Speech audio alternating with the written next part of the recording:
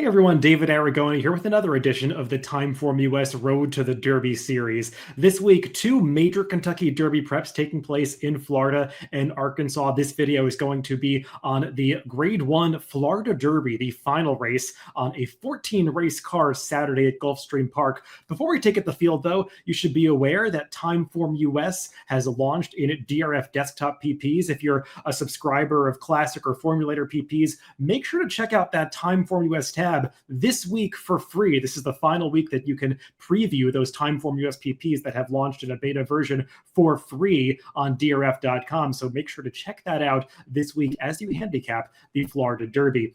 Let's throw up the field for this race. We have 12 runners signed on, and there is going to be a heavy favorite in this race that you'll see on the second page of these entry cards, and that is, of course, the number 11 Forte, installed as the 4-5 favorite on the morning line. Won't be surprised when he goes off much lower than that, despite the large field size of this race, because he's got the speed figures, he's got the class, the credentials coming in here as last year's 2-year-old champion, coming off an impressive victory in his prep for this. So Forte is clearly the one to beat. Somewhat surprising that 11 rivals did sign on to this race to run against him. We'll see if that holds together. I wouldn't be surprised if there are some scratches in this race when connections look around them to see who else decided to run here. But there are 12 runners entered, and we're going to talk about a lot of the short prices on the morning line in this preview. Before we get to the contenders, though, let's take a look at some features in TimeformUS. The pace projector for this race is showing that fast pace flag, and really not a surprise in this race. Number one, given the size of the field, typically large fields like this do tend to produce faster paces than small fields, but also just scanning through the runners in this race, there are a lot of horses that prefer to be forwardly placed earlier in their races, particularly the number 5, Mr. Peaks, who's shown on the front end. He is a horse that is coming out of leading performances in 2 6-furlong races so far, so he definitely has the speed to lead going the 1.125 distance. The number 4, Mage, another horse that has shown speed going shorter. Mr. Ripple, another horse that has shown speed in his prior races. So that would definitely suit the number 11 Forte, who you do see has that late pace rating flag attached to him on the pace projector, which indicates that he is the horse in this field with the highest late pace rating. That means he's got the best finishing speed of anybody in this race, and that leads right into the TimeformUS finish projector. No surprise here to see Forte, especially given that fast pace and his finishing speed. He is projected to be the winner of this race by the TimeformUS algorithm. Again, this is just a visual representation of the TimeformUS power picks that you'd be familiar with from the classic version of TimeformUS, but it shows the relationships between the runners at the wire, and I think this is a great example because it does show a big gap between Forte and the rest of the field, indicating that this is a pretty confident pick by the algorithm, and I don't think too many people would be very surprised about that given Forte's past performances.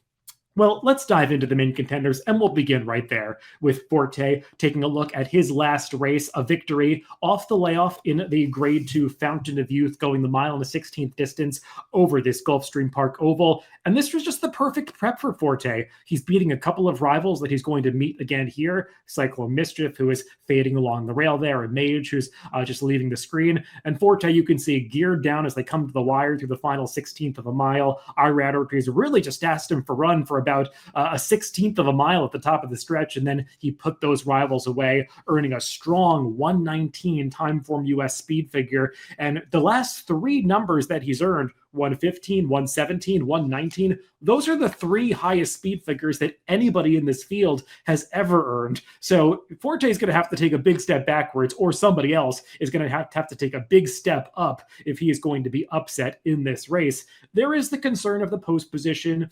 There haven't been that many horses starting from post 11 in 1.125 races at Gulfstream. I think the stat that I've seen circulating around is 2 for 49 over the past 16 or 17 years. So pretty small sample size for that amount of time. Most of the horses starting from that post position, though, probably did not look quite as dominant as Forte does on paper. So Forte likely to win this race at a short price on Saturday, or at least that's how most are going to view him in this Florida Derby. Let's move on to some of the horses that ran behind him last time. One of those is the number 4 Mage, and he is one of the more lightly raced members of this field, just 2 starts under his belt, and they've both been strong efforts. Earned a 111 TimeformUS speed figure when he broke his maiden. That's a really strong performance for a debut effort, and actually a 114 final time number that day. That's almost in Forte territory, though he was no match for Forte last time when he tried him in the Fountain of Youth. Asking a lot of this horse to go 2 turns in just the second start of his career against last year's 2-year-old champion, and he really wasn't disgraced. He was a little bit slow out of the gate, actually hit the gate at the start, had to rush up into the first turn to gain some forward position, stalked outside, though I think being outside was where you wanted to be on Fountain of Youth Day. And he never completely threw in the towel, getting beaten by almost 7 lengths, but he did fade at the end of that race to be 4th. So he's going to have to take a big step forward in his 3rd start if he's going to upset Forte, and might have to deal with a lot more speed than he did last time on the front end in this Florida Derby. The other horse coming out of that Fountain of Youth that we want to talk about is the number 9, Cyclone Mischief, and he finished 1 spot ahead of Mage when he checked in 3rd that day. The 113 TimeformUS speed figure that he got is by far the best number of his career, actually building on the victory that he achieved in that allowance race back early in the season in January at Gulfstream Park when he was an impressive winner going the 1-turn mile. Obviously, he didn't show up next time in the Holy Bull. Rating tactics behind a slow pace probably was the wrong move that day, and that horse seemed to resent that kickback, which can sometimes be an issue at Gulfstream Park. But he rebounded last time with a better effort, and I would say that Fountain of Youth 3rd is even better than it looks on paper, because when I watched the results and the replays from that March 4th card at Gulfstream, I think that the rail was dead, significantly dead on that Saturday card at Gulfstream Park. Just horse after horse in dirt race after dirt race that raced on the rail was just getting extremely tired, fading badly in the second half of the races. And Cyclone Mischief actually hung in pretty well despite being inside for most of his trip. So I would actually upgrade that performance a little bit. Is that going to be good enough to turn the tables on Forte in a race with other speed in it? I have my doubts about that, but I do think Cyclone Mischief is one you might want to consider at a price. Let's move on to the horse just to his outside, the number 10, Fort Bragg. He is a horse that was rerouted from a planned start in the Sunland Park Derby last Sunday to instead contest this tougher race, the Florida Derby, this upcoming Saturday. And I'll be interested to see how he runs here to get a read on the strength of that San Felipe that he comes out of last time out at Santa Anita. That came up a pretty fast race, despite the fact that he finished 5th that day, beaten 5.5 lengths. He still got a 113 TimeformUS speed figure as the winner of that race. Practical Move got a nice speed figure and seems like one of the leading contenders heading on towards the Kentucky Derby.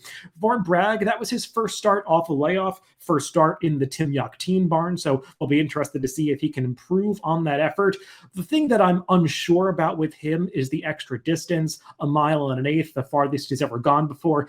Even though he's a son of Tappet, there's much more sprint pedigree on the dam side. Physically, to me, he runs and looks like a horse that might not want the added ground of this race. So that's a reservation that I have. But that last effort certainly puts him in the mix here. It's not like this is the most competitive Florida Derby field that we've ever seen.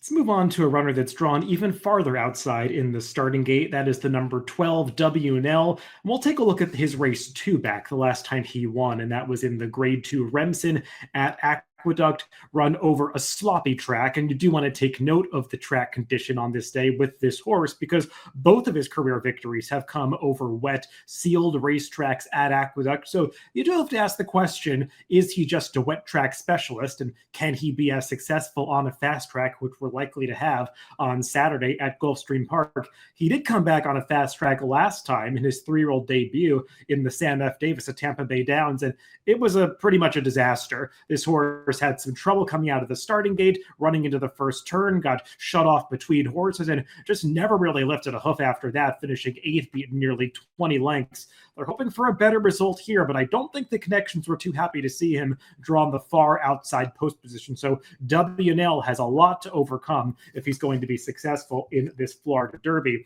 If you want to get more creative in this race, you might be looking towards some of the runners that are entered by trainer Safi Joseph, and he does have 4 of them in this field. We'll take a look at his runner, Mr. Ripple, who last ran in early March at Gulfstream, and this is him competing in an N1X allowance race, going the same 1.8 mile distance that he'll be tackling on Saturday. He was pretty game trying to battle back between horses here to secure second. No match for the Winter Classic Catch, who wins going away at the end. That a Todd Pletcher trained runner who really seemed to relish the 9 furlong distance. But Mr. Ripple handled it just fine in his first attempt going 2 turns. He's been beaten by Cyclone Mischief before, who's also in this field. He was no match for that rival. 2 back in an allowance race at Gulfstream. So he's getting a real class test here and also going to have to run a faster speed figure if he's going to be successful. Safi Joseph also has a couple of runners that are making the first starts for his barn off private purchases and trainer switches. One of those is Mr. Peaks.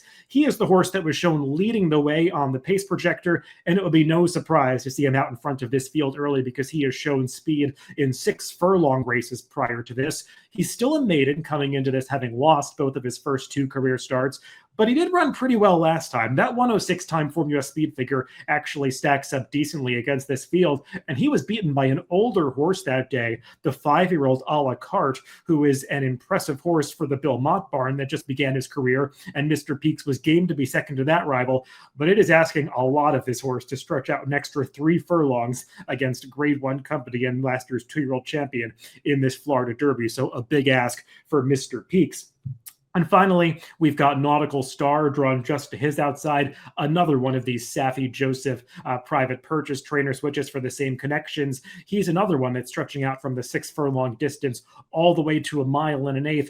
Ran pretty well against a decent field in his debut at Oaklawn Park, came right back and won, but it was a desperate finish last time as he took the lead in mid-stretch and just barely held off the closers as he was getting leg weary in the late stages of that race.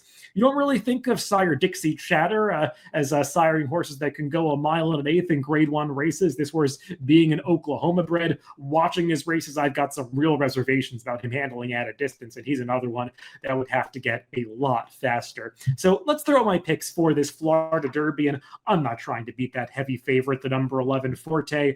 He's just is a standout on speed figures class, and with so much speed in the race, he doesn't figure to be bothered by that too much because he's perfectly comfortable coming from off the pace and passing runners. So Forte, very much the horse to beat in this Florida Derby. If I was going to recommend any kind of wager in this race, it would be to try to use the number 9 Cyclone Mischief along with him, primarily underneath in the exacta.